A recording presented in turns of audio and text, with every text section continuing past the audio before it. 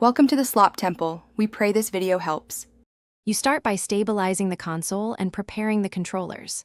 First, either power down or put the switch to sleep to avoid accidental input. This is optional but safer. Next, hold the console with one hand steady near the rail to protect the plastic.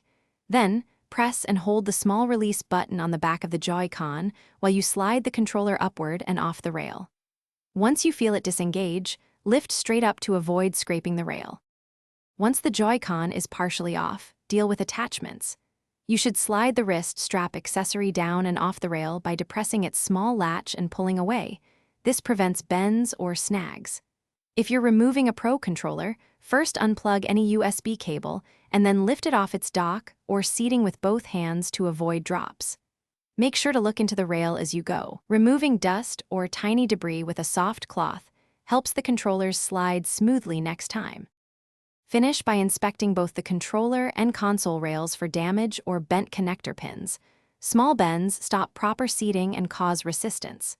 If a Joy-Con feels stuck, use short bursts of compressed air to clear debris and avoid liquids which can damage contacts.